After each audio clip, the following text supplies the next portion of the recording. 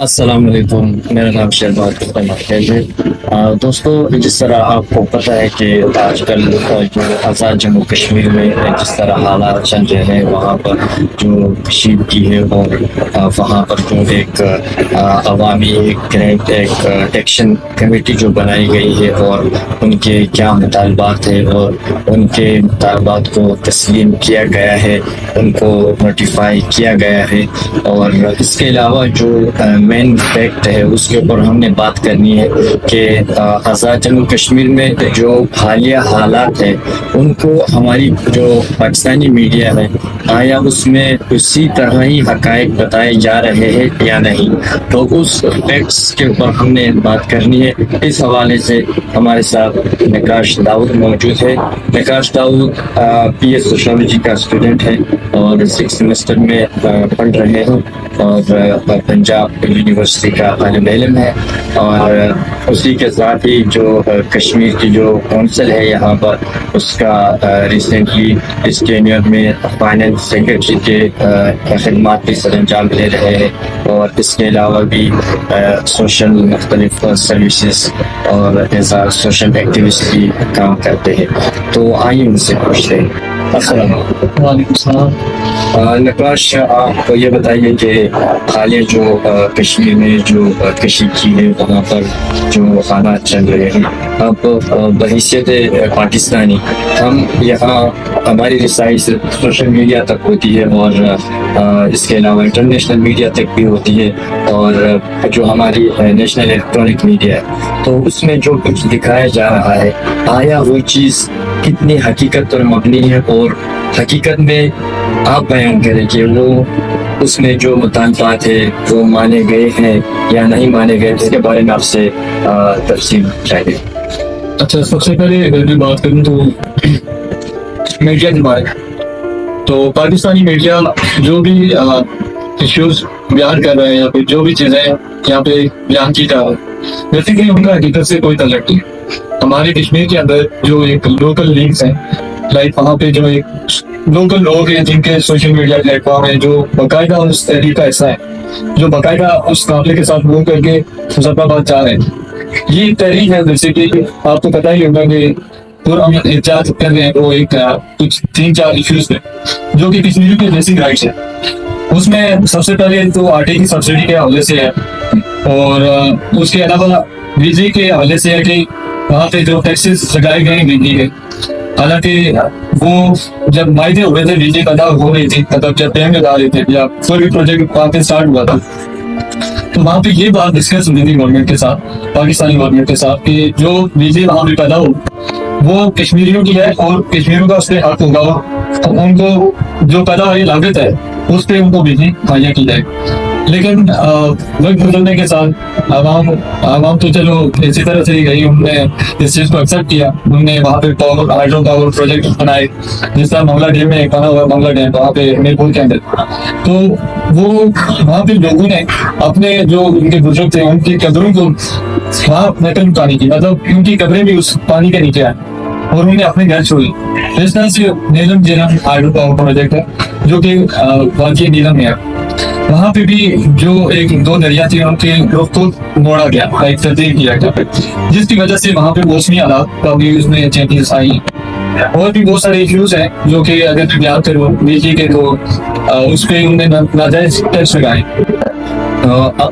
یہ جو موومنٹ چل رہی ہے وہاں پر، یہ موومنٹ کیا کوئی پولیٹیکل بیک گراؤنڈ رکھتی ہے، یعنی اس کو ان کے جو لیڈرس ہیں وہ کوئی ان کا تعلق پالیٹکس سے بھی ہے، یا ان میں پولیٹیکل پارٹیز کی انوالومنٹ نہیں ہے، یا پھر یہ صرف جو بزنس مین ہے اس کے اوپر بیس ہے؟ عوامی کمیٹی ہے جو اس کا کوئی پولیٹیکل پارٹی کے ساتھ تعلق نہیں۔ یہ جو پارٹی اس موومنٹ کو لیڈ کر رہی ہے ان کا پرپز یہ ہے کہ پیسفل وے میں ان اپنے جو مطالبات ہیں ان کو منوایا جائے، اور اس کا پولیٹکس سے کوئی تعلق نہیں ہے۔ یہ جسٹ انٹرم تاجران کی ایک جو ہے نا عوامی ایکشن کمیٹی بن رہی ہے، جن کا کوئی کسی بھی طرح کی بات سے کوئی تعلق نہیں، اپنے حقوق کے لیے وہ لڑ رہے ہیں۔ اور پیسفل وے میں وہ پروٹیسٹ کر رہے ہیں. اور اس کے علاوہ آپ یہ ہمیں بتا سکتے ہیں کہ آپ کا اپنا گھر بھی بعد رکھے گا، تو آپ کا اپنے فیملی ممبرس کے ساتھ کمیونیکیشن ہے، ان کے ساتھ بات ہوتی ہے یا نہیں؟ کیونکہ انٹرنیٹ کے حوالے سے کیا وہاں بندش ہے یا پھر اس کے بارے میں بتائیں. انٹرنیٹ وہاں پہ بند کیا گیا تھا، کبھی بند کیا جاتا ہے، پھر کبھی کھول دیتے ہیں، اوپن کر دیتے ہیں اسے. لیکن یہ ہے کہ ظاہر سی بات ہے سروسز واٹر ہی ہے، ان سے رابطہ نہیں ہو پاتا. ہم لوگ جتنے بھی اوورسیز ہیں یا پھر جتنے بھی اسٹوڈنٹس ہیں جو اپنے گھروں سے دور ہیں، آلموسٹ جب وائلنس کریٹ ہوتا ہے، جو بھی کوئی معاملات ہوتے ہیں، تو اس میں ہم لوگوں کو زیادہ تکلیف ہوتی ہے. اور اس کے بارے میں نقاش آپ بتائیں کہ اب یہ جو خبریں گردش کر رہی ہے کہ وہاں پر جو ان کے چارٹر آف ڈیمانڈس ہے کہ ان کو ایکسیپٹ کر لیا گیا ہے، کہ نوٹیفکیشن آ گئی ہے، چاہے جو آپ نے بیان کیے کہ آٹے کے اوپر جو سبسڈی ہے، اسی طرح جو الیکٹریسٹی کے اوپر، اس میں کتنے عقائد ہے؟ کیا ان کو ایکسیپٹ کر لیا گیا ہے یا؟ اچھا، یہ بات ہوئی ہے کہ جو prime minister of Azad Kashmir ہے، جو کہ نام پہ پرائم منسٹر ہے، ان کے ساتھ بیسکلی ہمارا کوئی تعلق، ہم ان کو نہیں مانتے. اپنا پرائم منسٹر ہم ان کو نہیں مانتے، کبھی بھی نہیں مانتے. اس کی ریزن یہ ہے کہ وہ بندہ جس طرح سے لایا گیا ہے وہ کوئی ایک ڈیموکریٹک وے نہیں ہے، اور ہم لوگ اس کو پہلی بات تو یہ ہے کہ اس کو اپنا پرائم منسٹر نہیں مانتے. اور دوسری جو بات ہے جو کہ آپ کہہ رہے ہیں کہ جو لائک وہ بل وغیرہ جو بھی نوٹیفکیشن آئے، وہ آئے ضرور ہے، اس بندے نے دو اٹھائے ہوتے اور ایون اس کو سوشل میڈیا میں بڑا شیئر کیا گیا، بٹ اس میں کچھ چیزیں جو تھی وہ کلیئر نہیں تھی. بہت سارے معاملات ایسے تھے کہ جو ان نے کلیئر وے میں بیان نہیں کیے تھے. اس پر عوامی ایکسیکیوٹیو میٹنگ ہے، دوبارہ اس احتجاج کو، اس پروٹیسٹ کو کنٹینیو کیا ہوا. ناظرین، یہ پتہ ہونا چاہیے کہ وہاں کی جو موومنٹ ہے وہ اسٹل موشن میں ہے، اور وہ کہتے ہیں کہ ہمارے جو ڈیمانڈس تھے ان کی نوٹیفکیشن اب تک ان کو وصول نہیں ہوئی ہے.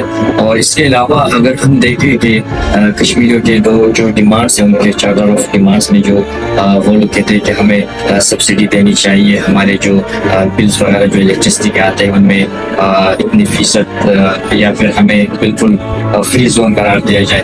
تو یہ اس بیس پہ کہہ رہے ہیں کہ جو یہ علاقہ جو کشمیر کا ہے، یہ یو این او ان کی پرنسپلس کے مطابق اگر ایک علاقہ متنازع ہو، اگر ایسا علاقہ ہو اقوام متحدہ کے مطابق، تو وہاں کی جو مطلب بزنس وہاں پر وہ کرتا ہے، ان کے اوپر جو جی ایس ٹی ہوتی ہے، جنرل سیس جو ٹیکس ہوتا ہے، وہ بھی ان کو معاف ہوتا ہے. اور اس کے علاوہ ان کو سبسڈی کے طور پر چیزیں دی جاتی ہے. تو اس مطابق سے ان کے ڈیمانڈ اپنی جگہ پر ٹھیک ہے. تو آئے دیکھتے ہیں کہ آئندہ دنوں میں حالات کس طرح ہوتے ہیں. سر، یہ سنے گیا ہے کہ وہاں پر ایف سی یا رینجرز نے وہاں پر ان کو ریموو کیا گیا ہے، تو اس میں کتنی حقیقت ہے؟ اور اگر وہ وہاں پر موو کر گئے تو ان کی وجہ سے جو وہاں پر احتجاج میں یا پھر موومنٹ میں جو لوگ وہاں پر ہے، تو ان کے کوئی کلیشز یا انٹریکشن میں کوئی نقصان یا کوئی اس طرح کوئی واقعہ پیش نہیں ہے؟ ہاں، یہ بات بالکل درست ہے کہ کشمیر کے اندر ایف سی اور رینجرز کو بلایا گیا، اور یہ سارا کام جو ہے تو بیسیکلی اس عوامی موومنٹ کو کچلنے کے لیے کیا گیا، جو کہ پیسفل موومنٹ ہے. حالانکہ یہ جو عوامی ایکشن کمیٹی ہے، اس کے جو لیڈرس ہیں وہ یہی کہتے ہیں کہ لائک آپ نے وائلنس نہیں کرنا، ہم ایک پیسفل پروٹیسٹ کریں گے اور پیسفل کرنے جائیں گے.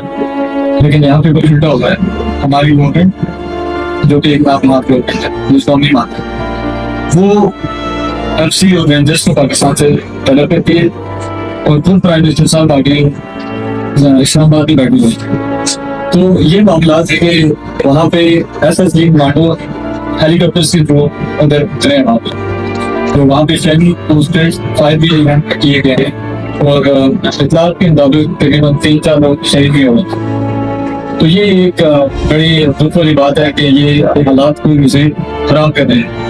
تو ادھر سے اوپر ایک اور بات جو نظر آ رہی ہے کہ دوسرے سائڈ پہ کہ انڈیا جو سائڈ ہے آکوپائڈ کشمیر، تو اس میں بھی بارڈر سائڈ پہ انڈین آرمی وغیرہ آ رہی ہے.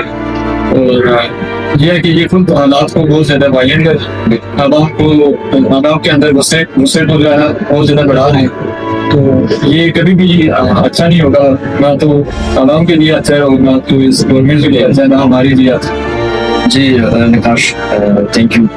ہمیں ٹائم دینے کا. ناظرین یہ کشمیر وہ حصہ ہے جس کے حوالے سے ہم یہ سمجھتے ہیں کہ بہت خوبصورت علاقہ ہے, وہاں کے لوگوں نے قربانیاں دی ہے اور پاکستانی جو عوام ہے انہوں نے بھی قربانیاں دی ہے. تو اب دیکھتے ہیں آئندہ کیا ہوتا ہے. اب پاکستان کی جو گورنمنٹ ہے اور وہاں کی جو گورنمنٹ ہے ان کو آپس میں اس طرح کے اقدامات کرنے چاہیے جو کشمیریوں کے حق میں ہو, یعنی یا وہاں کی عوام جو چاہتی ہے وہی فیصلے ہو. کیونکہ اگر آپ نے ڈیموکریٹک وے میں کسی بھی اسٹیٹ کو چلانا ہے تو ڈیموکریٹک سسٹم کی بیوٹی یہی ہوتی ہے کہ وہاں پر عوام کی مرضی کے مطابق گورنمنٹ ہو. تو آج کے لیے اتنا ہی, مجھے اجازت دیے گا.